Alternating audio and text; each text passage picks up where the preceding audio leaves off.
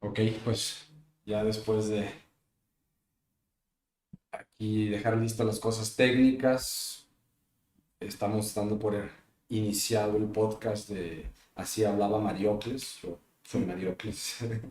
Sí. Y bueno, en este podcast que llevo tiempo pensando hacer, voy a tener dos secciones donde pues yo explore temas que me parecen interesantes, que realmente ya tengo eh, 100 o 200 temas apartados en mis bookmarks de internet, pero también quiero invitar a gente que me parezca interesante y ahorita que estabas de visita en la ciudad, pues dije qué mejor que invitar a mi tío, Juan Carlos González, que es una persona pues multifacética, que tiene, pues bueno, que ha estado desde viviendo en San Francisco, trabajando en un pedicab, hasta viviendo en París, trabajando como guía de turista y en ese lapso acumuló estudios de ingeniería ¿qué? Mecánica, industrial. No, ya a partir de San Francisco ya fue arte, Bueno, fue pintura ingeniería en Guadalajara. así es, Y una vida luego previa. maestría en tu vida previa, luego una maestría en En filosofía, filosofía ajá, y un doctorado en la Sorbona. con una maestría previa también en la Sorbona y el doctorado en la École Polytechnique, Ok, te echaste mm, maestrías. dos maestrías y bueno, después de eso pues ahí no le paraste, te empezaste a involucrar en otros temas de medicinas ancestrales y ahora eres papá y pues bueno, conductor del Centro de Ciencias Cognitivas de Morelos, de investigación, Ujú, y llevas con un programa de jazz, ¿cuánto tiempo? 22 años. 22 años. Entonces, pues, si la barra está poniéndose muy alta para invitados interesantes, ¿no? Perdón que no te dije que era con video, no pudiste hablarle a tu maquillista, pero bueno, este es algo casual, informal, como te mencionaba, y pues bueno, hay muchos temas que creo que podemos explotar con tu conocimiento y tu experiencia, pero igual y empezar, digo, teniendo a alguien con tantas credenciales, me gustaría preguntarte qué piensas de toda la gente que ahorita está filosofando de una forma muy pública, pero sin un conocimiento muy profundo o una sofisticación suficiente, eh, que de cierta forma conectan por ser sencillos y por a nivel de calle, pero de cierta otra forma, pues lo ves y da medio penita. Bueno, primero agradecerte por la invitación, este espacio. Hablas, me presentas como alguien multifacético. Sí me considero multifacético, polivalente, versátil, pero como dicen en inglés, takes one to know one, right? Entonces creo que tú también lo eres y te lo reconozco y creo que al reconocérmelo nos estamos reconociendo en realidad, lo cual celebro porque yo soy un entusiasta adepto del espíritu renacentista que a su vez se convierte en un espíritu enciclopedista de las luces, de la ilustración, y finalmente eso nos lleva en el siglo XXI a que llamamos hoy día interdisciplina o transdisciplina, en un sentido muy amplio, en donde podemos entender desde aspectos estrictamente epistémicos hasta aspectos espirituales, por ponerlo así, pasando por cuestiones artísticas, existenciales y otras. Y para contestar ahora sí a tu pregunta, eh, yo pienso que hay por un lado, una sed, una verdadera necesidad de filosofar, por decirlo así. Siempre la ha habido, tanto que seres humanos, pero hoy día en particular se hace más acuciante esa necesidad Pero por otro lado, también el espíritu de nuestra época nos invita a creer que todo puede ser ready-made y al instante, ¿no? Y en ese sentido, a mí me da mucha hueva, si se me permite la expresión, el encontrarme justamente con personas que tienen esa auténtica necesidad y deseo de filosofar, pero que no están dispuestas a hacer el esfuerzo. Sí, Y echarse el clavado completo. sí, y en ese sentido la filosofía, y no es algo que yo digo, sino es algo que por lo menos en nuestro gremio respetamos y decimos, pues es igualmente técnico que el campo de la medicina o de la ingeniería. Es decir, se necesita un entrenamiento, un adiestramiento, si tú gustas. Y para ello, pues hay que chambearle, ¿no? Hay que trabajar. Sin embargo, es más fácil tomarse 3 cervezas y pensar que todos tenemos derecho de ser filósofos o de filosofar. A lo mejor sí tienen derecho, pero... o sí tenemos, porque, digo, mi libro se llama Filosofía Salvaje, yo no soy un filósofo, pero creo que sí me he echado el clavado. Sí, bueno, estoy hablando ahorita en general y por supuesto que el derecho lo tenemos todos, ese no es el punto. El asunto es que cuando se trata de filosofía, ¿no? Es ahí donde te digo que veo esto que tú dices, ¿no? Que en un público general se reconoce como de alguna forma entitled, ¿no? Con cierta autoridad para opinar y para filosofar, pero en un sentido que en realidad no es filosofía, ¿sí? Entonces creo que hay que distinguir entre, vamos a decir, la reflexión general que todos podemos en principio realizar y por otro lado, la reflexión filosófica ya en un sentido técnico. Entonces, puede parecer pedante o arrogante el decir que no cualquiera puede filosofar en este sentido técnico, pero es una realidad que, repito, Sí, es como a lo mejor todo el mundo puede manejar, pero no todo el mundo puede estar en las carreras, ¿no? sí, sí, pero yo diría, la metáfora quizás para mí sería más como hay cosas que no puedes hacer, punto. O sea, tú ahorita no te atreverías a operar a alguien, ¿verdad?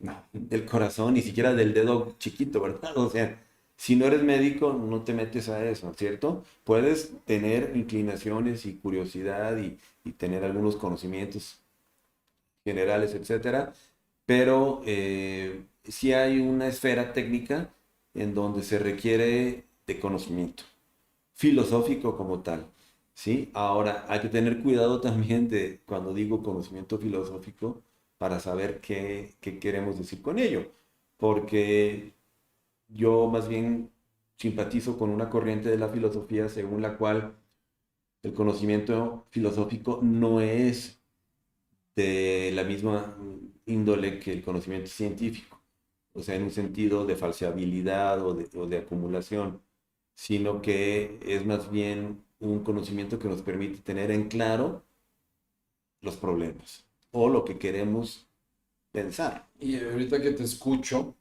se me viene a la mente un poco la distinción entre la filosofía continental y la filosofía analítica, ¿no? Que los analíticos tratan de parecerse un poquito más a lo que es la ciencia común, a lo mejor, más rigurosos, más técnicos, más haciendo más uso de la lógica, y los continentales, pues son un poco más humanos, más, Humanoides. más humanoides, más eh, a lo mejor fenomenológicos en cuanto a la experiencia propia interna. Mira, esta distinción ya fue, en realidad. Ya me quedé en el pasado. Es como la de izquierdas y derechas, ¿no? Ser de izquierda y ser derecha hoy día, ¿qué significa? ¿Qué quiere decir? Quizás hace 50 años eso tenía un sentido y de hecho creo que lo tenía y hasta se defendía con vehemencia. Hoy día me parece que hablar de izquierdas y derechas en un sentido que va más allá de la mera superficialidad periodística, creo que ya no se sostiene de la Y hay misma muchos forma. otros ejes, ¿no? Y de hecho es un debate que sigo viendo mucho en muchas fuentes muy Sí, populares, y siguen defendiendo la izquierda y la Sí, derecha. yo pienso que ya no tiene sentido hablar en un sentido, te digo, que va más allá de una mera generalidad superficial que se agota muy rápido. Igual en filosofía me parece que ya tampoco se sostiene esta distinción que hace 30 años todavía creo que tenía sentido. Pero hoy día, ¿qué significaría? Tú dices lo analítico, ¿no? La filosofía analítica. Filosofía analítica ciertamente ha comulgado de manera tradicional con la ciencia, o sea, es decir, se ha visto siempre, digamos, respetuoso del método científico, así en términos generales también, porque hay varios métodos o varias maneras de entender la ciencia. Mientras que la filosofía continental, ¿no? Se ha identificado, como bien dices, con la fenomenología y con cuestiones más existenciales y humanísticas, pero hoy día me parece que si ves la práctica de muchos filósofos, en realidad, pues igual que las izquierdas y la derecha, ¿no? Estos conceptos, pues ya no están ahí para sostener, digamos, este tipo de categoría o categorías. Entonces, pero bueno, lo que sí yo podría decir hoy día es que sigue existiendo un espíritu en la filosofía analítica o de los filósofos analíticos con los cuales yo comulgo, y es que nos gustan los razonamientos claros, precisos y argumentados. O sea, es decir, el pensamiento que puede ser razonado, discutido y decidido, ¿no? No siempre se puede Como decidir. consenso.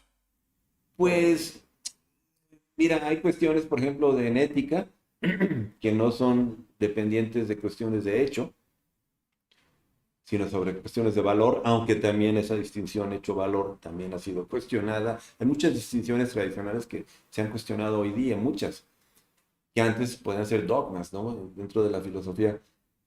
Pero no, o sea, eh, creo que nadie hoy día podría, para mi gusto, un filósofo respetable y respetado, podría rechazar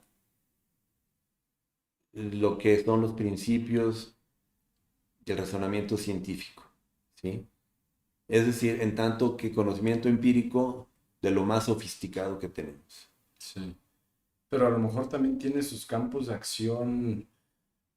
La otra vez estaba viendo un video donde hablaba como Nietzsche no le gustó lo que pasó en el Renacimiento, conectando con lo que decías que te consideras un hombre del Renacimiento, porque él decía que se cambió la certidumbre en dogmas religiosos por una certidumbre en dogmas científicos.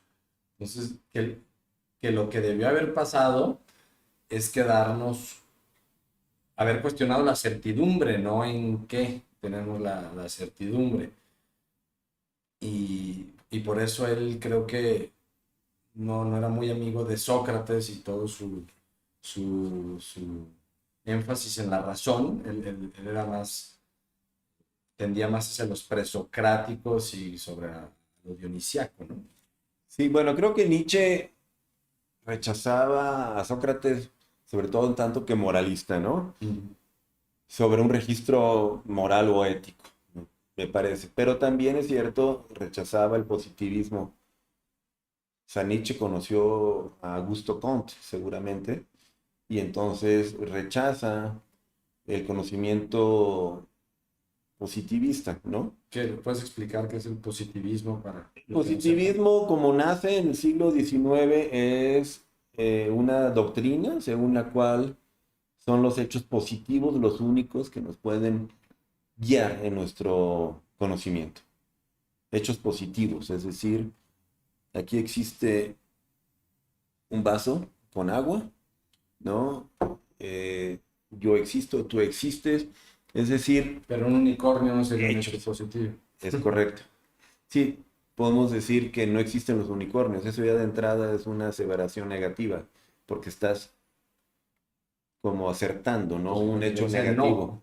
Exacto, pero si acaso se puede demostrar, un hecho negativo es de una forma totalmente distinta de un hecho positivo, porque basta con que te muestre yo que aquí hay un vaso de agua para demostrar la proposición, aquí hay un vaso de agua. Pero, ¿cómo me demuestras que aquí no hay un hipopótamo en esta habitación, ¿no? Sí, pero no puedes... En todo caso, es de una manera muy distinta de un hecho positivo. Entonces, aquí la idea es que sobre los hechos positivos construimos el conocimiento, ¿sí? Y en la ciencia, esto es lo que supuestamente va a formar los fundamentos, ¿no? Los cimientos. Porque luego también está el positivismo histórico, creo, que es como esta creencia de que estamos realmente mejorando nuestra condición de ciertas formas y muchas personas cuando escuchamos positivismo lo primero que pensamos es en eso, ¿no? Como los progresistas, ¿no? Los que defienden que el progreso es real y existe, ¿no? Y Sí. que podemos medirlo y objetivarlo. Y decir que hoy día, Porque ¿no? yo no estoy muy convencido, ¿no? Yo he tenido momentos en los que digo, bueno, cambiamos nuestras circunstancias, vivimos de una forma muy diferente, pero realmente es mejor. Depende cómo lo midas, ¿no? Si pensamos en las enfermedades que nos azotaban y nos asolaban, Pues obviamente ahí está. entonces ahí hay un claro progreso, ¿cierto? Pero ese progreso nos ha llevado a multiplicarnos y ser casi 8.000 millones de habitantes hoy día, lo cual es parte del problema que nos tiene ahora sumidos en términos generales.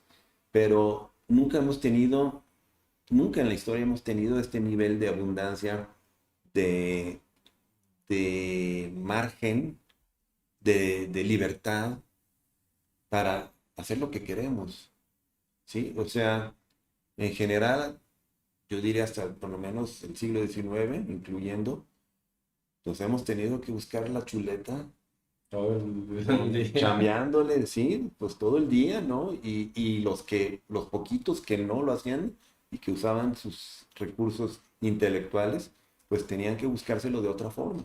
Pues sí, en esos tiempos te la creo, pero este Harari, el historiador que está de moda, él decía, a ver, imagínate que eres un espíritu y te ofrecen dos planes de irte de vacaciones, ¿no? En el plan uno vas a estar pues muy básico con tu taparrabos, con un arco y vas a estar buscando qué comer, pero pues ya que te llenas no vas a tener nada que hacer, pues te vas a ir al río, te vas a tirar a echar una siesta y pues ya que te dé hambre otra vez vuelves a salir y este rollo. Pues sí, hay enfermedades y hay todas estas cosas, pero a cambio, si el paquete industrialista y postindustrial vas a dormir poquito, mal, vas a salir, trabajar todo el día, estar estresado y luego vas a regresar y vas a ver una pantalla y te vas a dormir. Entonces, pues a lo mejor hay menos de enfermedades, menos, tienes más opciones, más placeres, pero viéndolo desde esa narrativa, creo que preferiríamos a lo mejor Depende, ser... sí, depende cómo lo midas. Iván Illich, por ejemplo, él fue un crítico claro de este sentido de progreso de la civilización del siglo XX y cómo cualquier adelanto, llámese infraestructura de comunicación, vías de comunicación, sistema de salud, infraestructura, la misma educación nacional, ¿no? La SEP en este caso en nuestro país, pero cualquier, digamos, Secretaría de Educación, cómo justamente terminan siendo los productores de su propio fracaso. una como diatrogenia, ¿no? Como una penalización por usar medios heterónomos.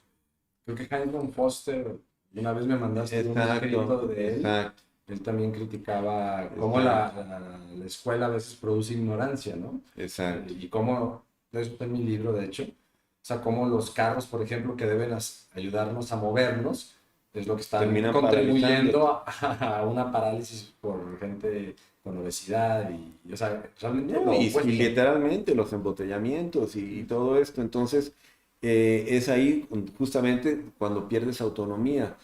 Entonces, yo creo que este tipo de cuestiones que son propiamente complejas no se pueden contestar de manera lineal con un sí, con un no, o un 40% y un 60%.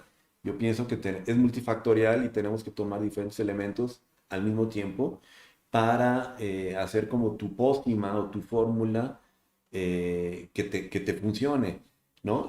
Piensa en la educación, pensemos en el sistema de salud, de transporte, lo que queramos. Y creo que es lo mismo, ¿no? No podemos simplemente, tú hablas de autonomía y la autonomía para, bueno, quien fue mi director de tesis, por supuesto, pero también von Forster, Iván Illich y esta gente que, por cierto, vivieron en Cuernavaca Sí, en ¿verdad? los años Muchos. 70. Sí, es que hubo este centro de Cuernavaca creo que investigación fue en el la CIDOC. ciudad donde ha habido más, a lo mejor, intelectuales de este Pues ha tipo. tenido unas olas muy interesantes, Eric justamente Fromm sí, estuvo desde muy los años famoso. 60, 70, bueno, ya desde antes, desde los años 50, porque había una ley, la ley Zapata, y eso traía mucha gente, ¿no? De Para los que no dinero, sepan, Juan vive en Cuernavaca. ¿Y la ley Zapata qué era? pues una ley que te permitía divorciarte unilateralmente. Ok. Entonces, gente como Agustín Lara y Humphrey Bogart, por ejemplo, estuvieron allá, ¿no? Haciendo de las suyas. Y eso ahí en el estado de Morelos, ¿no? Y cerca de Cuernavaca. Está aquí poquito para no muerte ya. Oye, a lo mejor dando un volantazo medio brusco, pero te quería preguntar una cosa, una duda que yo tengo desde hace tiempo, y tiene que ver con esta analogía que usaba Alan Watts, de que conforme hacemos nuestros telescopios más potentes, ahora que salió el nuevo James Webb de la NASA, el universo se va haciendo más grande. Conforme vamos haciendo nuestras herramientas hacia lo minúsculo, más precisas, también van apareciendo partículas nuevas, ¿no? Ahorita también en CERN, el colisionador de partículas, se acaba de descubrir confirmar unas partículas teoréticas hace unos Pues el meses. bosón de Higgs, El ¿no? bosón de O hay Higgs. otros más No, creo que era ese, pero nunca lo habían observado, siempre lo habían teorizados. teorizado.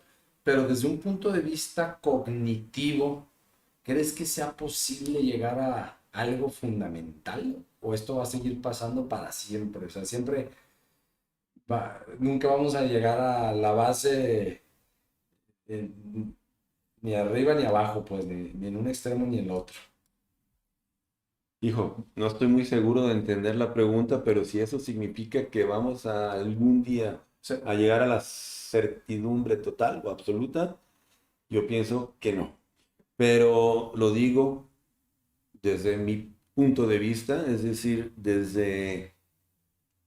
o sea, reconozco que soy usuario o prisionero, si tú gustas, de un sistema conceptual que nos permite razonar, inteligir la realidad, darle sentido y formular preguntas.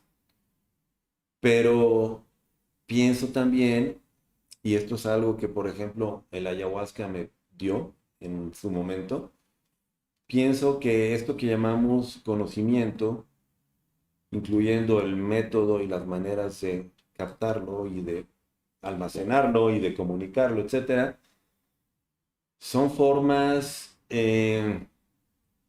como diría Kant, son formas del entendimiento con los que podemos darle sentido a este mundo, a esta realidad, pero es como un embudo, así es como yo lo vi en mi experiencia ayahuascosa, ¿no? Es como si la realidad es enorme, ¿no?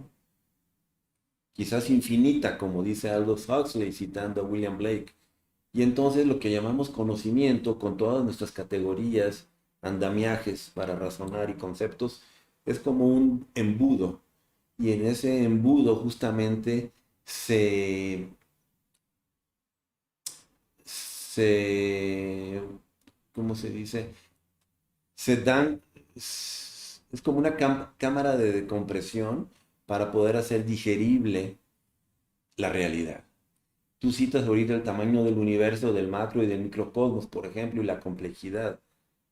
Es tan abismalmente grande y complejo que, como decía Carl Sagan, no solamente no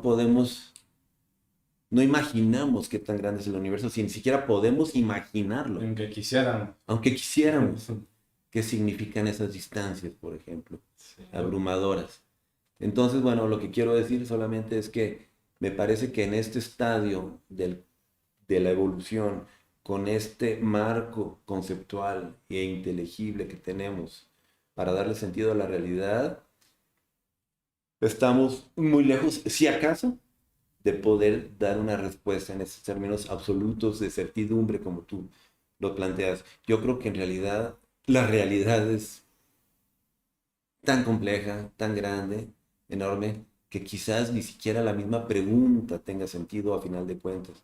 Y Hay solo una nos quede frase experimentar.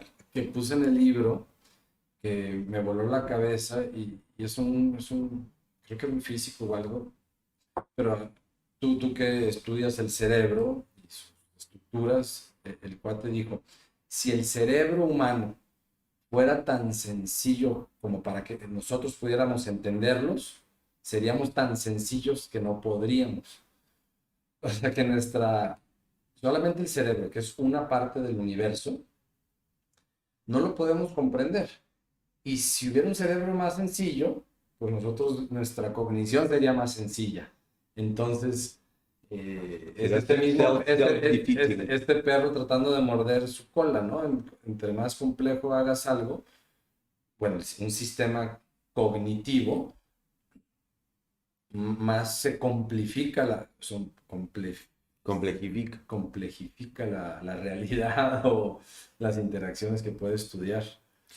Sí, por supuesto. Bueno, estaba leyendo justamente hablando del James Webb, ¿no?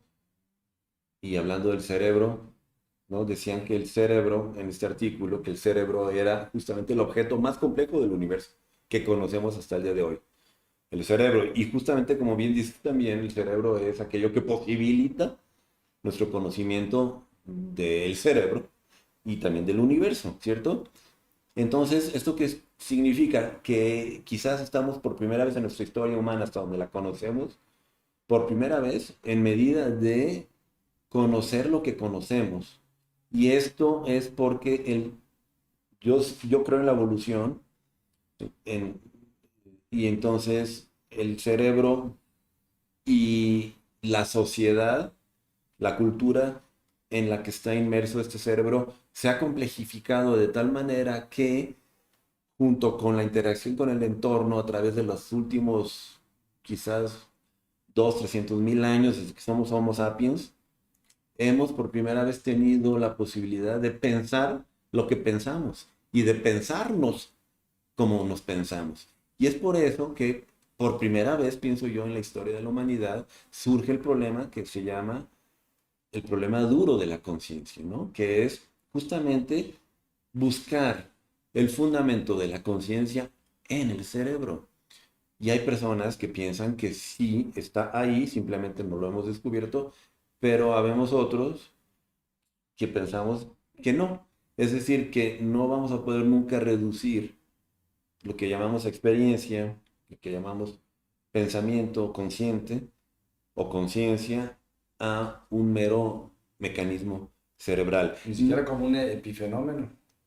No, no, justamente porque creo que no es un epifenómeno la conciencia, ¿no? O sea, si no hubiera humanos, habría conciencia del universo de cierto tipo. Dios es lo que yo creo.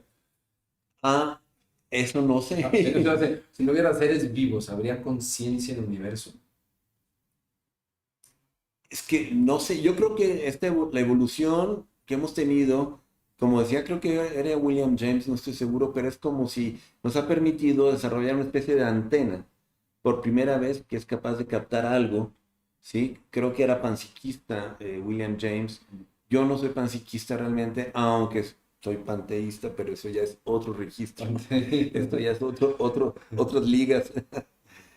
Pero la idea es como que esta antena nos permite captar, ¿no? Captar algo de la noósfera y del entorno que nos rodea.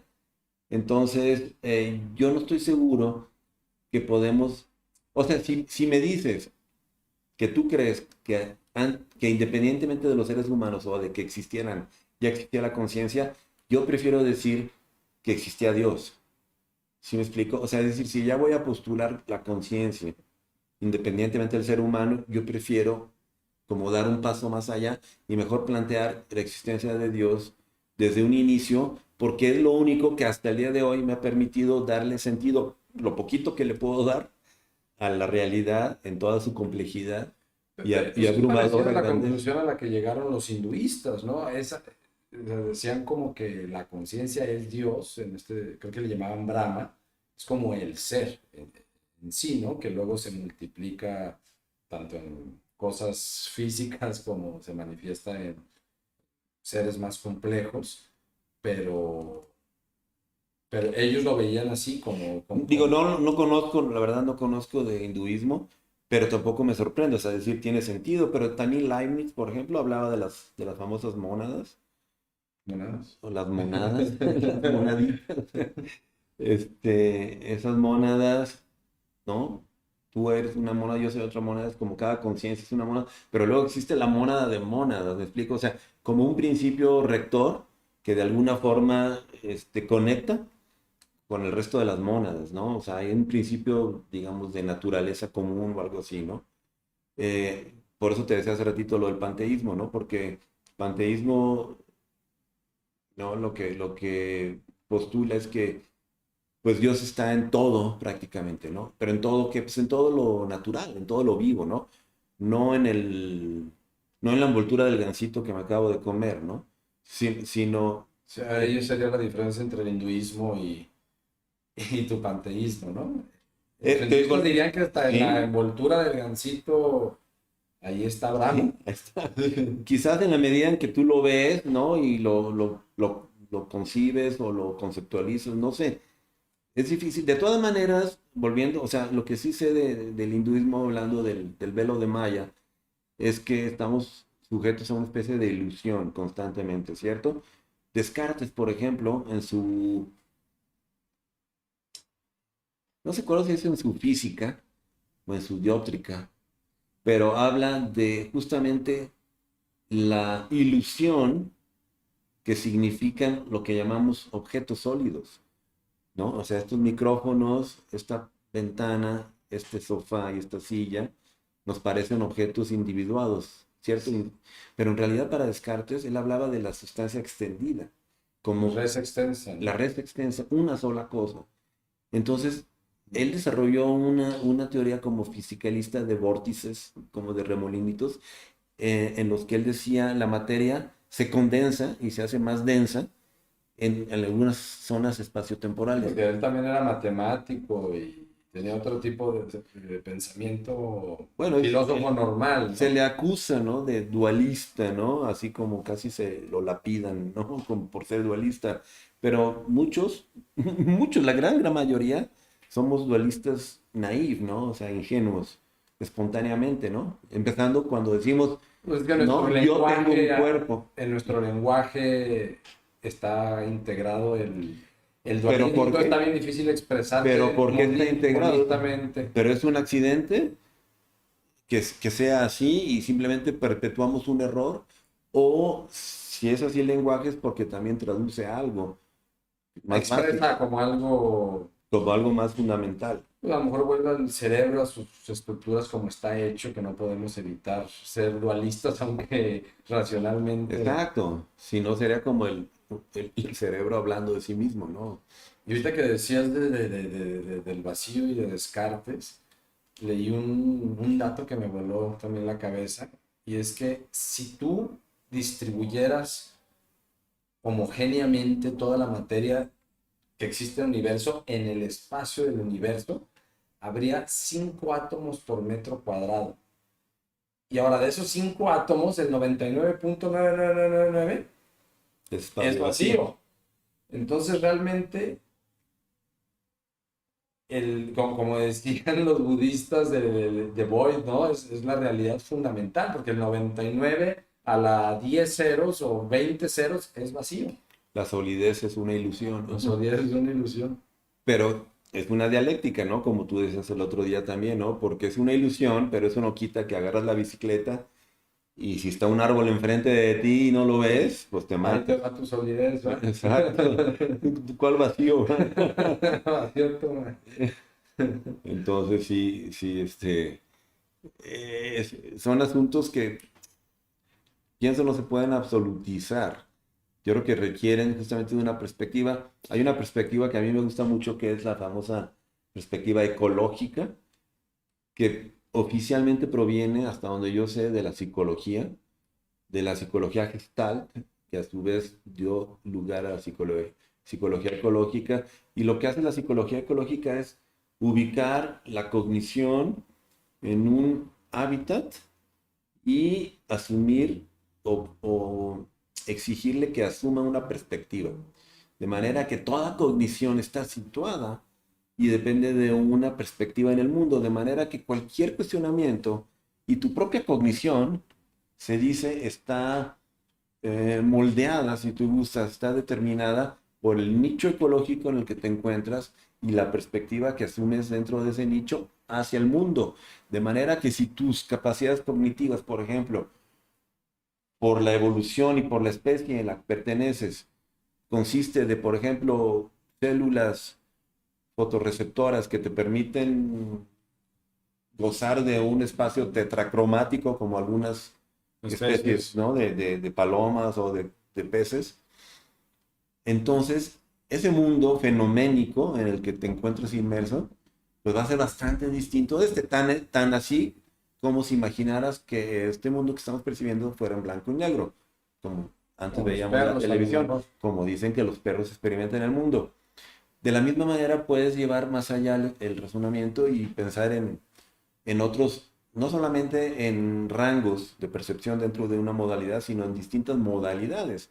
Hay animales que perciben el magnetismo, la luz polarizada, la termoenergía. Pero a lo mejor esos serían casos extremos, a lo mejor un caso más interesante es cuál es la diferencia entre ser tú y ser yo, ¿no? Porque aunque tengamos los mismos sentidos sensoriales, tenemos una historia tan diferente que a lo mejor dicen, si yo me metiera en tu cabeza, sería como un viaje psicodélico y lo mismo al revés, ¿no? Sería un trip completamente diferente. ¿O tú crees que es más compartida la experiencia? Pues otra vez volvemos a la dialéctica, ¿no? Porque hay personas que piensan que compartimos la sintiencia entre todos los seres vivos, ¿no? Olvídate de ti, de mí. Todos los seres vivos comparten algo básico, una naturaleza sintiente. Pues sí, Eso porque que, tú y esa planta de allá, te vas suficientemente atrás en el tiempo, son literalmente de la misma, vienen de la misma raíz. pero no por eso, sino que, bueno, estoy hablando más bien de las famosas, el zooteísmo, perdón, el zoopsiquismo, el zoopsiquismo. El panpsiquismo efectivamente lo atribuye, incluyendo plantas. Estoy hablando ahorita del zoopsiquismo, que sería como atribuir solamente a los animales. Es decir, aquellos que gozan de locomoción, Ujú. independientemente del tamaño, como una bacteria, un dinosaurio o lo que fuera. Entonces, esas especies, se dice, comparten algo básico. Yo pienso, yo no estoy de acuerdo por cuestiones no metafísicas, sino metodológicas. Es decir, yo pienso que los mamíferos, por ejemplo, sí compartimos mucho de la fenomenología y de nuestra naturaleza, pero no las bacterias, no las hormigas, ¿sí? Y no porque no las quiera admitir en el club, sino simplemente no califican, ¿no? Cuando agarro el checklist, ¿no? De lo que se requiere para ser uno como nosotros. O sea, ¿por qué menciono estos casos?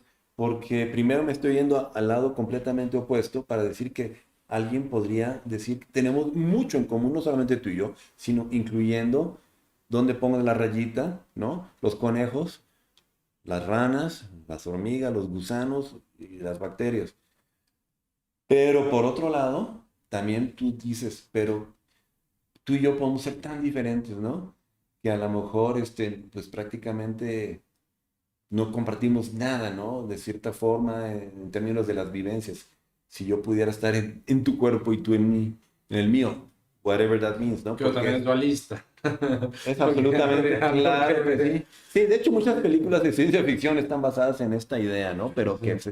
volviendo a la psicología ecológica y a la cognición situada, no tiene sentido, porque tú eres tan Mario como tu educación, tus creencias, tu cuerpo, tus Yo soy emociones todo eso, lo que y tus llamo Mario es relaciones eso. O sea, se expande en el tiempo y en el también. espacio. O sea, tú eres como una red de relaciones. Mario no se encuentra, decimos, para todo propósito práctico, y si atropellas a alguien, si te condenan y a ti te meten a la cárcel, no a tu red de relaciones. Pero lo que tú eres en términos metafísicos, identitarios, en realidad está distribuido en una red de relaciones ecológicas, como te decía, que remontan desde tu nacimiento e infancia, es más, desde antes, tus ancestros, tus padres, tus abuelos, ¿no? Y luego lo que llamamos la tradición, las creencias familiares, los prejuicios, todo eso. Y eso te forma y nos forma para ser quienes somos. Entonces, en ese sentido, no tiene sentido decir que puedo sacar a Mario de su cuerpo y ponerlo en el cuerpo de otro, ¿sí? Eso se manejó en los años 70, ¿no? Como una especie de fantasía. Pero también se está manejando mucho a futuro, porque con todo este rollo de las interfaces cerebro-computadora, la gente sigue creyendo que es posible sacar a Juan y meterlo como en la serie de Black Mirror a un mundo hecho... Eso es absurdo.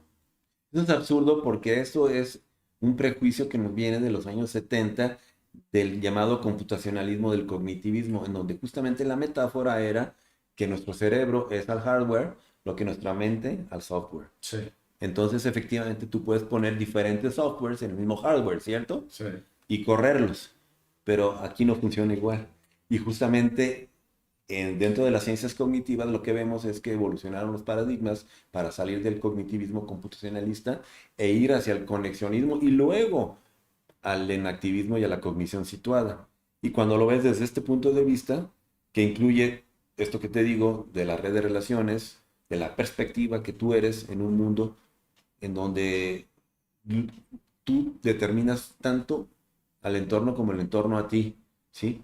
Es decir, si quieres saber quién eres o lo que eres, no solamente puedes cerrar los ojos y escribir quién eres, sino lo que tú eres es también con quién te relacionas, lo que piensan de ti, ¿no? Sí, tu olor, ¿cómo vas a escribir cuál es tu olor? ¿No? Bueno, O sea, exacto, también tu olor, efectivamente. Todo eso, la suma de todo eso, es quien tú eres. Entonces, ¿qué significa sacar la mente de Mario? ¿No? Sacarla como con una jeringa y luego inyectarla a otro cuerpo. No tiene sentido. No tiene sentido. sí, a lo mejor pueden hacer algo que dé algo animado, pero eso algo ya no va a ser Mario. Va a ser una... O sea, O sea, porque pueden a lo mejor ver algunos patrones de Juan y hacer copy-paste. si patrones en general, yo sí pienso, sobre todo para, por ejemplo, si tú sabes jugar ajedrez, ¿no? Está bastante estudiada la cognición del ajedrecista. Entonces, en ese sentido, sabemos que el ajedrez es un universo cerrado del conocimiento que funciona a través de reglas. Dado ese El corralito, marque. digamos, ese marco, entonces efectivamente podrían, digamos, a través de un algoritmo, capturar, digamos, la manera como tú razonas cuando juegas ajedrez, ¿sí? Pero eso es algo muy distinto de poner al Mario que ama a su novia, como él lo hace, ¿sí? ¿Qué significa, no? Ese conocimiento para amar a alguien, ¿no? En este caso a tu novia. Trata de ponerlo en un algoritmo, ¿no? Eso es lo que no tiene sentido. Algunos argumentarían que, digo, creo que reducen todo el cerebro y por eso es su Ujú. error. Dicen, es que si copias cada molécula, haz de cuenta, si copias cada molécula de tu cerebro, es más, cada molécula de tu cuerpo y lo puedes reproducir, entonces sí habría dos Juanes en el mundo. Pero se me hace chistoso porque ese tipo de ejemplos parten de un supuesto imposible. Entonces, es como el otro día estaba investigando. Entonces, materialmente Sí, imposible. sí, sí. ¿Qué pasaría si de repente desaparece el Sol? ¿Cuánto tardaría la información gravitacional en llegar a la Tierra? A la velocidad de la luz, lo instantáneo, o sea, tenía estas dudas.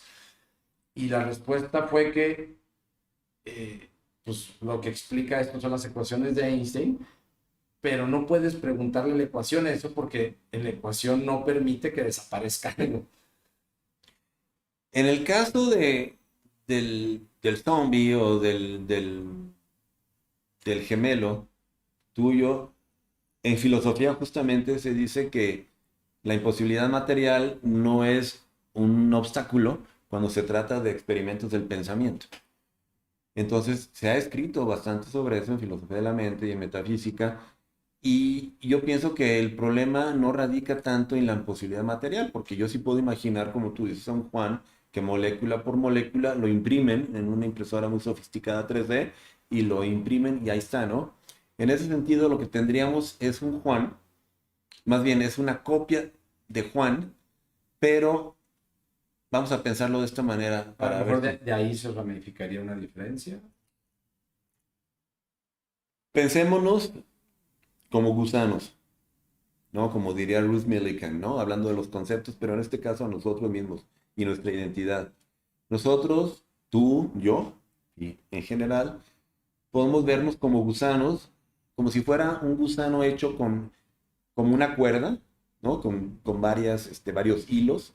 Las cuerdas, ¿sabes? Se hacen de muchos hilos, ¿cierto? Ujú. Y ese hilo atraviesa el tiempo, o esa cuerda atraviesa el tiempo, ¿cierto? Con todos sus hilos. Pero hay hilos que, o sea, una cuerda de 100 metros, por ejemplo, no se compone de hilos de 100 metros todos. Sí, ¿Me a lo mejor explico? uno empieza termina en el 25, otro empieza en el Exactamente. 50, termina en el 60. Exactamente. Lo que le da, digamos, la identidad a la cuerda es su continuidad y su fortaleza a lo largo de todos estos hilos. Si tú pudieras sacar una rebanada en algún Que momento, eso sería la copia. esa sería la copia. Una rebanada instantánea, ¿cierto? De la cuerda, pero no reemplaza la cuerda. Lo que estás viendo tú, lo que acabas de imprimir es eso, es una rebanada espaciotemporal de esto, ¿sí? Entonces, Pero no sería el inicio de una cuerda diferente. lo que podríamos hacer, si fuera eso, molécula por molécula, o átomo por átomo, si O gustas, partícula por es partícula. cambiar el uno por el otro y seguirle. Y yo creo que no habría problema. Pero lo que no puedes tener es a dos Juanes en este sentido.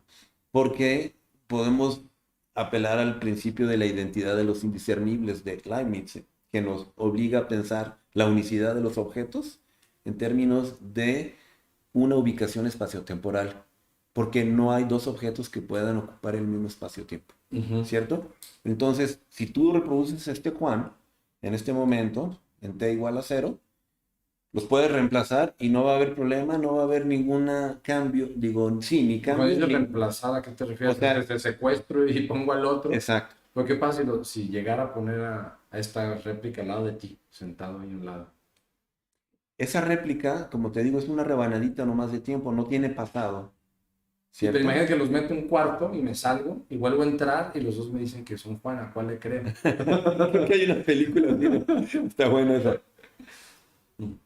Este, ahí no, o sea, en ese caso preciso que planteas, pienso que no habría ninguna distinción, pero no importaría, o sea, no importa. El problema es qué haces de aquí para el real con esos Juanes, ¿no? Porque tú dices, lo siento uno al lado del otro. El hecho de que lo sientes uno al lado del otro es que ocupan ya dos espacios al mismo tiempo, pero dos espacios distintos. Y eso, a partir de ese momento, ya empiezas a ver el mundo de manera Sí, distinta. a lo mejor aunque el nombre sea el mismo que usamos, el, ya son dos entes diferentes, ¿no? Exacto, o sea, ¿cómo vas a hacer para que tenga sentido su vida? ¿No? Se supone que esa persona, se supone, tendría que tener, si entiendo bien el planteamiento, todos sus recuerdos, ¿no? Ujú. También ahí como parte de su identidad, ¿cierto? Inscritos en el Pues tú cerebro. hablabas de la cuerda, pero a lo mejor si somos presentistas diciendo que el pasado es como está en nuestra memoria. A lo mejor al hacer Sí, esto haces una cuerda fantasma. exacto, sí, y ese Juan doble, el Juan gemelo, ¿no? Tendría entonces memorias de su vida igual, idénticas a las mías, ¿cierto? Ujú. Esa es la idea. Sí. Sí. El problema, te digo, es más bien es qué hacemos hacia el futuro. O sea, cómo insertas a ese Juan en el mundo, ¿no? Según yo, por lo que te decía por este principio larniciano, no caben dos Juanes en el mismo lugar al mismo tiempo. No caben. O sea, intentémoslo. Carta de identidad o Pues que dices ¿Físicamente o en un contexto más cultural, social? No, físicamente supongo que sí, supongo, digo, ¿no? Porque es como si naces ya de 40, 50 o 30 años o lo que sea, y de ahí te echan a andar, digamos, ¿no? Algo así, ¿no? Es supongo que es la idea del experimento. Pero te digo que ese Juan gemelo, pues va a querer ir a ver a sus papás, ¿no? O a sus hermanos, o a sus hijas, etcétera. Y ahí va a estar el Juan original peleándole, ¿no? Porque pues, él también quiere verlos, ¿no? Sí. ¿Y quién va primero? En ese sentido, el que va primero es el Juan original. Y entonces esto llevaría a una acción cultural jurídica seguramente, etcétera. Yo creo que el sentido de que las personas quieran hacer esto es para en un futuro donde esté una Matrix, donde puedes ir a la Matrix, ¿no? O sea, una representación digital de Juan. Ah, como en el multiverso. Mm, Digo, sí, le llaman multiverso, ¿no? El de Facebook ahora. el metaverso. Metaverso. El metaverso, sí, una versión ya muy Algo sofisticada, así. ¿no? O sea, que ya no necesites tu cuerpo, o sea, estas utopías. No, no, eso no existe. eh, Digo, estoy convencido y creo que se puede o sea, argumentar que eso tampoco es posible. Pero en donde avanzamos, me parece ahorita tú y yo, en nuestra discusión, es el estar de acuerdo en que si acaso fuera posible, lo más cercano sería una copia física. No solamente el software, ¿te fijas? Sino que impresión 3D, molécula o átomo por átomo, ¿cierto? sí, Eso es lo sí, más sí, sí. cercano. Y aún así presenta, te digo, otro tipo de problemas. Pero ahora, hablando del metaverso, ¿qué significa que haya un avatar inmaterial que solo vive en no sé si En ese le, sistema. sí, en ese environment, en ese medio, no, o sea, no tiene ningún principio de viabilidad, ¿sabes? Ni, no hay ninguna gravedad que lo sujeta, ni se tiene que alimentar, ni, o sea, por lo menos como conocemos esta forma de vida, no tiene nada que ver, Ya pienso. sería otra cosa. Sí, absolutamente, sería otra cosa, sería una especie de prótesis, una prótesis cognitiva, ¿no? De mí que se desarrolla bajo otras reglas del juego en otro entorno, virtual para expresar quizás otro tipo de experiencias, ¿no? Por ejemplo, en un curso que di, planteábamos, un curso de ética, planteábamos la posibilidad de ser alguien más, ¿cierto? Y todo lo que eso conlleva, porque cuando hablamos ahora de estos entornos virtuales como ya hay, ¿no? Digo, yo no los conozco, pero sé que hay segunda Hay un vida. metaverso, de hecho, una persona con la que iba a hablar y al final no hablé, donde todos son perros y gatos. Ah, Por ejemplo, se llamaba el Petverse o algo así.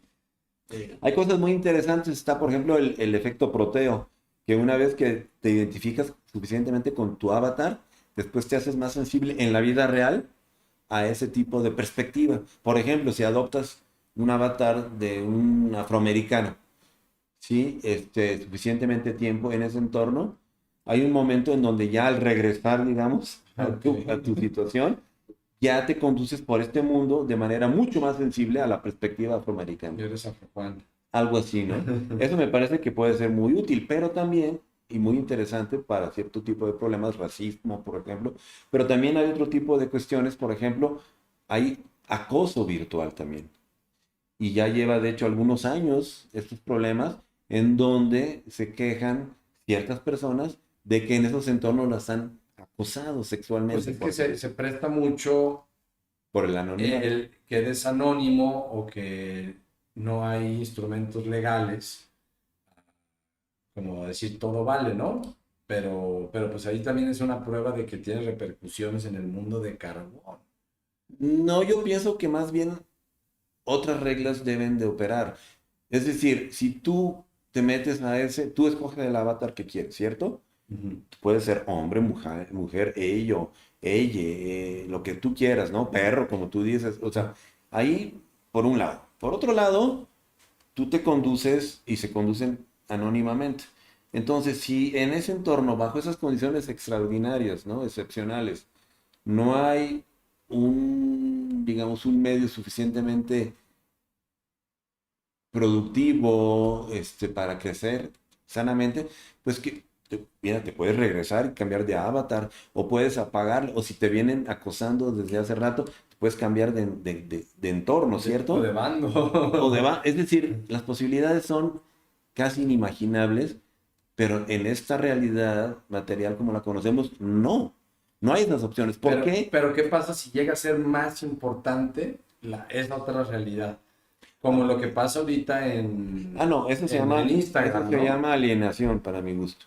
Pero este ya es otro problema. Es decir, yo te estaba hablando de los asuntos que crean los nuevos problemas, pero también las nuevas posibilidades que se crean en estos entornos virtuales. Para mí, es una lástima que nos llevemos, digamos, a estos entornos el mismo tipo de problemas que tenemos aquí, siendo que tenemos la gran oportunidad de cambiar tanto las reglas de juego que deberíamos de podernos plantear completamente otro ball game, Exacto. Como que ¿verdad? la gente está enfocándose en Exacto, algo. y por eso se quiere vestir con Polo y Versace y pagar con dólares reales, ¿no? Pero bueno, ese es algo. Pero esto otro que mencionas, digo, también puede ser alienante esto, pero esto otro que mencionas me parece que ahí sí hay un verdadero problema,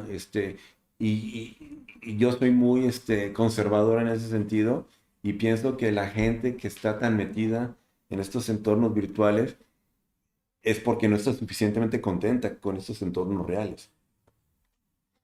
Ahora, ¿por qué es eso? Eso es complejo de decir, ¿no? Y también hasta cierto punto personal.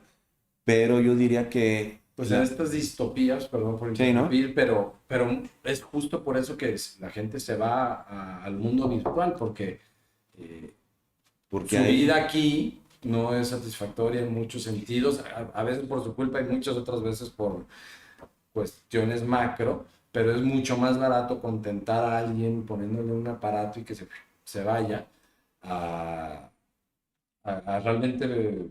sí, pero la heroína también puede ser barata y también es otro escape, ¿sí? Es decir, me parece que justamente estamos yéndonos tanto a los entornos virtuales que cuando regresamos al entorno real nos puede parecer o muy rudo o muy aburrido o muy, qué sé yo, desabrido a lo mejor, ¿no? Comparado con todas las posibilidades que hay en ese otro entorno. Pero ese otro entorno, en realidad, te fijas, es solamente una especie de ilusión que tú mismo creas, ¿no? Por tu voluntad de poder, para poder figurar y ser aquel o aquella que siempre has querido ser y que nunca has podido ser, etcétera.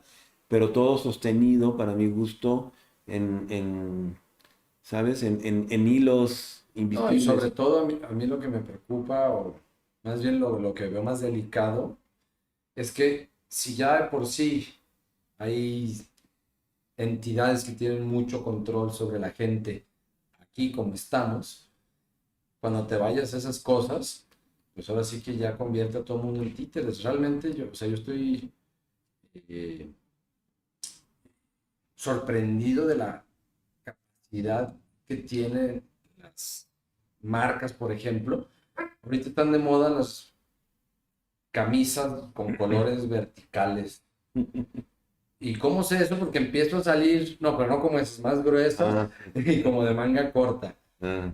Y no es que yo siga la moda, yo rara vez compro nada de ropa, pero empiezo a salir a lugares y empiezo a verlo. Y eso no es algo que se da como por accidente, ¿no? Sino que es algo muy coordinado. Ahora imagínate allá donde, o sea, la gente ya paga por tener ropa virtual en sus avatars, cómo pueden manipularla y, o sea, la velocidad y la efectividad. Si no, volvamos entonces a la filosofía continental, porque quizás conoces a Maurice Merleau-Ponty. No sé si te suena, pero Me suena mucho.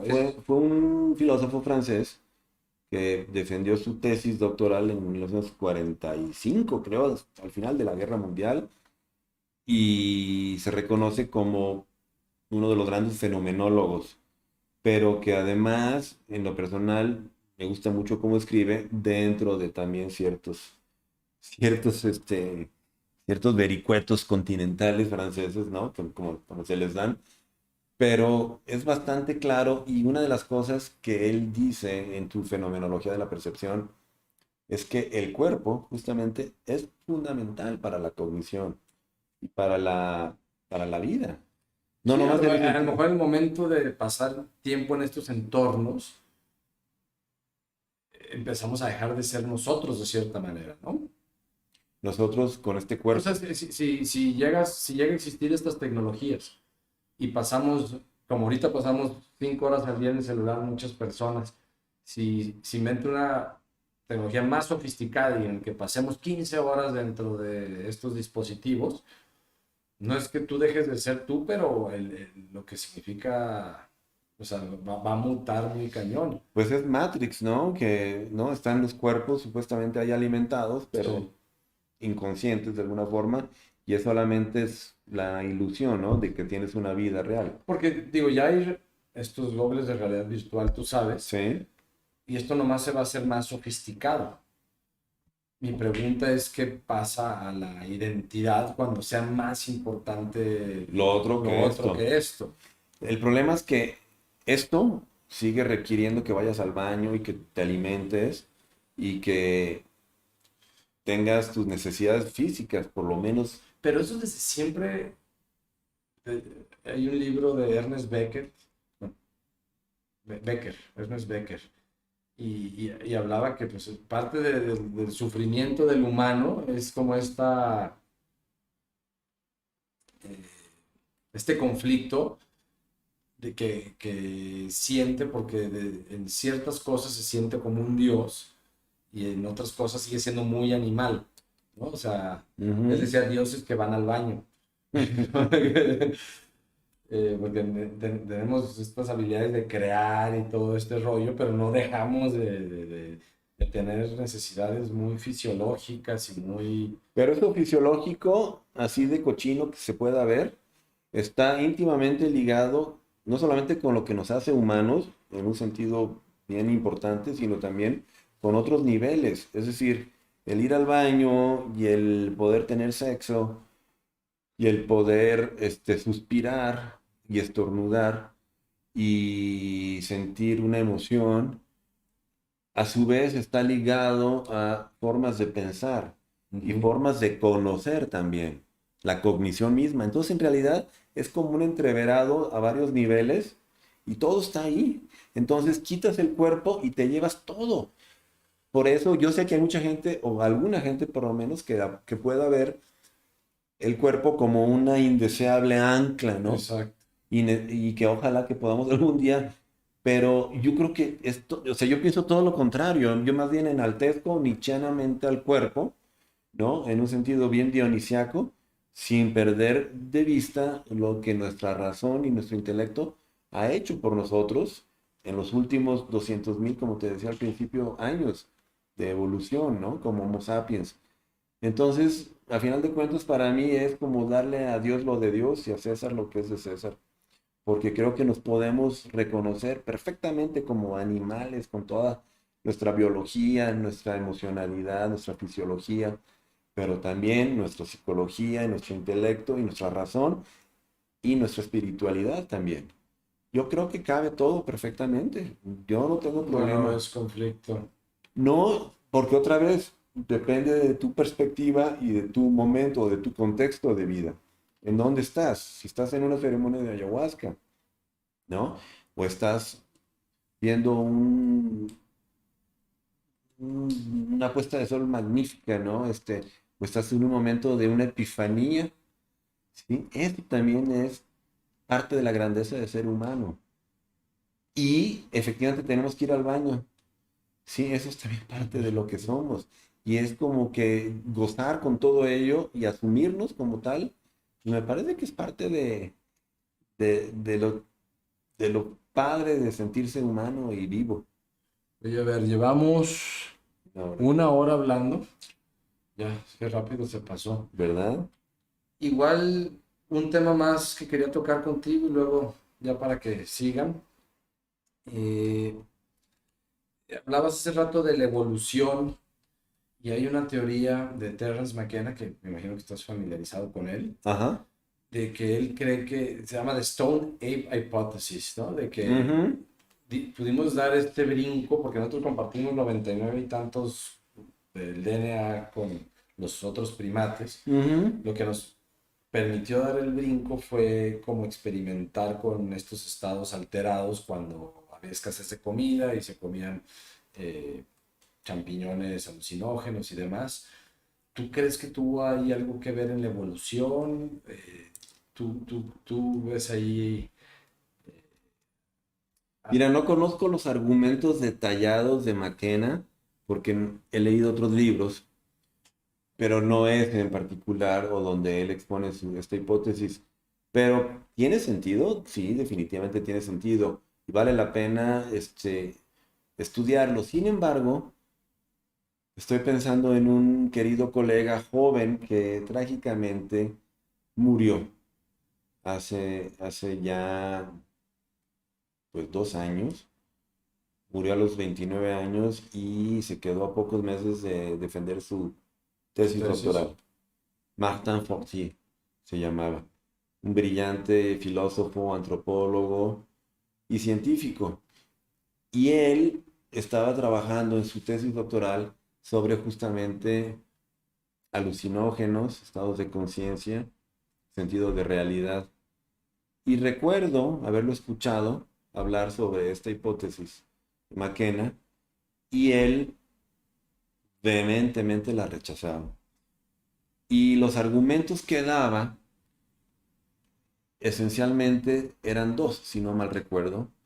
Por un lado, el que el uso de alucinógenos en realidad no está demostrado más que en los poquitos cientos de años. Yo tengo otros datos. Y a mí lo que yo sé es que, por ejemplo, en Caral, por lo menos, creo que estamos hablando de unos 4.000 años, 4.500, en Perú, se han descubierto yoperas, por ejemplo, en donde pero sigue siendo muy poquito tiempo. sigue siendo muy poquito, exacto. No sé si viste la película esta de Werner Herzog, de la caverna de los sueños perdidos, pero él No la quiero ahí ver. habla de las grutas Chauvet. Y las grutas Chauvet tienen esta característica de ser el, el- los restos más antiguos arqueológicos de ¿Pero pintura en Francia rupestres o España? en Francia. Francia. Estaban las grutas de Lascaux y de Altamira en España. Ah, las del Pero Camino. estamos hablando de 20, creo que hasta 25.000 años, estas grutas. Chauvet, estamos hablando de 35 a 40.000 años. Es decir, toda una época glacial intermedia de 10.000 años ahí. Pues parece, bueno, yo vi el documental y ahí hay una figura que le llaman el chamán. O sea, en la pintada. Sí, bueno, espérame, no sé si es que aparecen unas manos ahí y que nos explican que sí podrían significar y de hecho parece ser que hasta tiene un defecto uno de los dedos y no sé qué, pero Herzog, eso sí recuerdo, no sé si estas manitas, una figura en particular, relaciona claramente con el chamanismo y lo dice explícitamente ahí en el documental. Entonces, vamos a pensar que estamos hablando de chamanismo, no de sustancias alucinógenas, ¿cierto? Sí. Pero también sabemos que están muy ligadas una cosa con la otra. Pues era una de las herramientas Vamos, principales. exacto, entonces vamos a pensar ya 40.000 años. Pero se supone que, por ejemplo, la capacidad de fonación como la tenemos remonta a entre 60 y 80.000 años, ¿sí? Entonces, junto con el desarrollo del lenguaje viene la capacidad de pensar en un sentido proposicional. Y es ahí donde se supone que, ¡boom!, hubo un salto cuántico en nuestra forma de pensar y razonar. Entonces, la pregunta es, si estos alucinógenos se tomaron antes de desarrollar esta capacidad lingüística, conceptual, si pudo haber hecho una diferencia o no. Muchos animales también se chutan, ¿eh? Sí, he visto que Eh, los renos comen a sí, manita los moscada renos, y dicen los que ahí viene chivos. lo de Santa Claus. Exacto, exacto. Y hay muchos animales, tío, gatos, pájaros. Hay libros muy interesantes con muchos casos de estos. Ujú. Y entonces, son animales no conceptuales, y se dice que aún en este sentido pudo haber ayudado a ciertas, por ejemplo, no sé, en una escasez de agua, a lo mejor en un estado modificado de conciencia, te atreves a hacer locuras, uno sabe, y a lo mejor una chiva se va por un barranco ahí extraño, súper peligroso, y que logra brincar de un lado a otro y encuentra un atajo, un pasaje a una fuente de agua, y eso hace que entonces puedan sobrevivir, y entonces va y busca la manada, y entonces en ese sentido creo que hay que dejar la puerta abierta a que un estado modificado de conciencia, no necesariamente conceptual, tenga un impacto sobre la conducta, y eso a su vez sobre la supervivencia. Hasta ahí yo estaría de acuerdo con McKenna y no a favor de mi amigo Martin Fortier. Entonces, el primer argumento de él era que no había vestigios de algo suficientemente antiguo, ¿verdad? Para poder modificar la conciencia y en ese sentido hacernos conscientes. Pero yo estoy diciendo que no necesitas la capacidad lingüística conceptual para tener un impacto sobre tu conducta, tu supervivencia. Ahora, si eso significa que puedes dar un salto cuántico en este sentido de la autoconciencia, como la que está planteando McKenna, yo no sé, pero Martin Fortier otra vez decía, y este era su segundo argumento, que no nomás por la antigüedad, sino por el tipo de sustancia, ¿sí? Él decía que no hay, digamos, mensajes, por decirlo así, alucinaciones que sean o que puedan ser realmente útiles. O sea, en pocas palabras, los psicodélicos es una familia muy, muy pequeña relativamente de los alucinógenos. Sí, y esos son los que supuestamente son los visionarios. Como los enteógenos. O sea, los enteógenos llamados, em, son los, bueno, ahora se me fue el nombre, pero son, sí, no, pero dentro de estos anticolinérgicos. Estos son supuestamente la familia de los psilocibes, la psilocibina, la mescalina, el DMT, el LSD, ¿ya lo dije? No. El LSD y no recuerdo si también la bufotenina y estos. Entonces estamos hablando de una familia relativamente reducida que él le llamaba los psicodélicos, y él criticaba la idea de que lo que decimos sobre los psicodélicos a través de la experiencia que tenemos se pueda generalizar a todos los enteógenos o a todos los alucinógenos, ¿no? Porque él, de hecho, hace una clasificación como de 9 familias, de las cuales solamente los psicodélicos es una. Entonces él decía que no se podía generalizar estos estados de conciencia a todas las demás, que en realidad, pensando en el mundo entero, eran las más, pues las más frecuentadas, ¿no? En términos históricos, ¿no? Los que no son psicodélicos, como por ejemplo la manita muscaria. Sí, es otro tipo, no tiene psilocibina, ¿verdad? Es otra cosa. Muscarina y mucimol y no sé cuántas cosas. Ahorita que hablabas de chamanismo en las cuevas, sé que vas a la Danza del Sol próximamente, no vas a participar, pero vas a ir.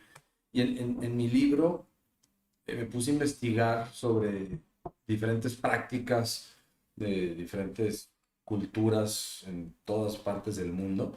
Y creo que ese capítulo sí lo leíste, ¿no? Y por qué muchos de sus rituales, sobre todo los de como la bienvenida a la adultez, involucran sacrificios, que pues en la danza del sol es un sacrificio muy grande que hace los danzantes, ¿no? Que no comen, no descansan tanto, se traen estas perforaciones. Tú en general, ¿cómo ves ese tema de sacrificios que está tan arraigado en todas las culturas? ¿Qué función tiene? Y también qué función tiene, digo, no solamente sacrificios de ese tipo, ¿no? Yo veo que salir a hacer ejercicio, otro tipo de sacrificios, el que tiene la habilidad para hacerlos, tiene habilidad para navegar bien por las circunstancias. Esa es una observación propia, ¿no? Como la capacidad O sea, como qué utilidad puede tener un sacrificio, a final de cuentas, para el desarrollo de un pues individuo. del Si es que individuo lo tiene. o de la cultura, porque ¿Del grupo? ya ves que antes en los cenotes los mayas aventaban ahí chavitas y y era como una práctica común y pues no puede ser coincidencia que haya en tantos lugares y tantos tiempos este concepto de sacrificar, tanto personal como en grupo. Bueno, yo creo que hay de entrada dos sentidos que tiene el concepto de sacrificio. Yo diría que hay el sentido profano y hay el sentido místico. En el sentido místico, digo, no sé si pueda o quiera hablar en estos momentos porque es algo muy profundo que encontramos desde la Biblia con el sacrificio de Isaac, por ejemplo. Y Kierkegaard también habla del sacrificio. En el sentido místico es algo sí, muy profundo y sagrado. Eh, y que tiene que ver de todas maneras con estos rituales que estás mencionando, como el de la danza del sol, pero también otros. Eh, en el sentido profano, me parece que eh, la idea puede ser capturada un poquito en el famoso dicho gringo, de no pain, no gain, ¿no? Es decir, lo que vale la pena, pues requiere de esfuerzo. El esfuerzo es dolor, es friega, ¿no? Es fregarte para lograr un objetivo. Tú mencionas el salir a correr o cualquier deportista o cualquiera, pues sí, para conservarte en forma, pues sí, hay que chambearle, eso lo sabemos. Y no solamente en el sentido físico, ¿no? También el matemático o el músico tiene que practicar su instrumento o su arte para mantenerse filoso, ¿no? El ajedrecista también. Es decir, todo es como una ley de la vida, ¿no? Simplemente es como un músculo, sabemos, ¿no? Que decimos que si no Sí, se no usa, es se algo. atrofia. Entonces, en ese sentido, me parece que el cristianismo nos ha inculcado, a partir del sentido místico, la idea muy generalizada, muy difundida, de que de alguna forma, si te la estás pasando muy bien, hay Está un mal. problema, hay algo que está mal, ¿no? Y a mí, obviamente, y creo que también a ti como dionisiacos que somos, nos molesta, ¿no? Ese punto de vista. Tan es así que, bueno, en mi caso, yo por lo pronto he decidido que mi lema de vida es gozar y trabajar. Work Y, hard, play hard. Otra vez a los ¿cómo hechos. es? Work hard, play hard. Play hard. Sí, bueno, tiene sentido, sí. El play, nomás que yo hablo del gozar como que algo todavía más general, porque ahora sí no necesitas ni siquiera jugar, pero sí gozar es muy importante y ese es el sentido. Yo creo que es Apolo y finalmente Dionisio juntos, ¿no? Trabajar y gozar. Y creo que van juntos. Yo en lo que hago, por ejemplo, de trabajo para ganarme la vida, gozo en general, no siempre, pero en general entonces me satisface. Entonces trabajo gozando o gozo trabajando, si tú lo gustas así. Pero sí nos han inculcado un poquito demasiado la idea en nuestros países cristianos católicos, ¿no? De que eso, si gozas demasiado, no good, no good. Y bueno, además, yo en lo personal soy goloso, como hay otros también con pinches míos que somos golosos, y es también, puede ser una pata de la que cojeas, porque efectivamente si te pasas de gozadera, te puedes caer, ¿no? Te puedes lastimar.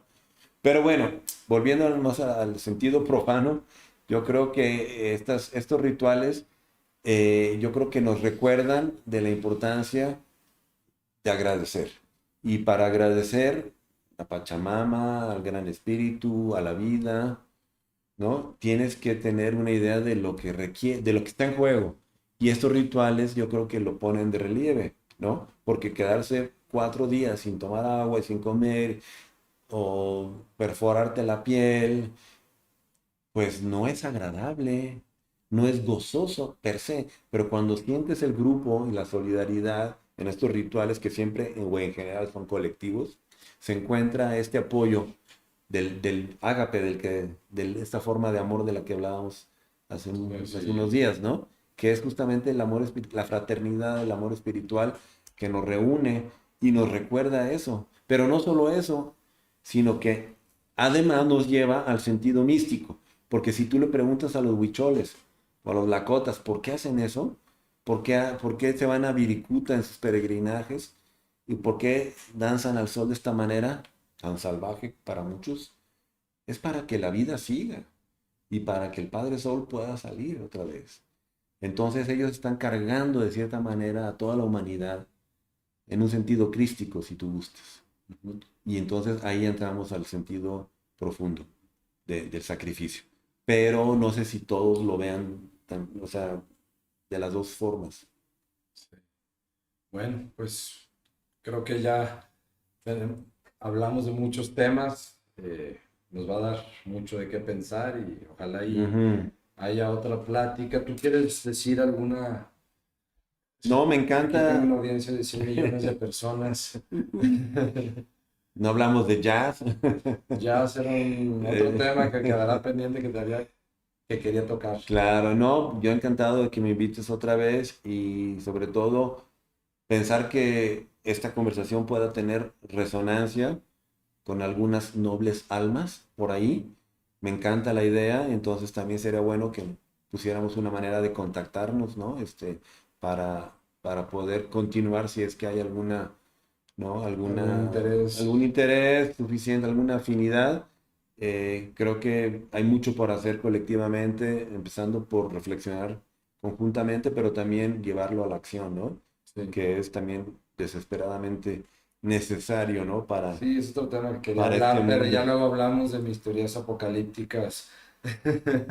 Sí, mira, Eh, estando primero uno bien, yo creo que eso es necesario, amarse y para después amar y trabajar bueno, colectivo. sirviendo, sí. Pues sí, para contactarme a mí en mi Instagram, Mario, Mario Ego o Filosofía Salvaje.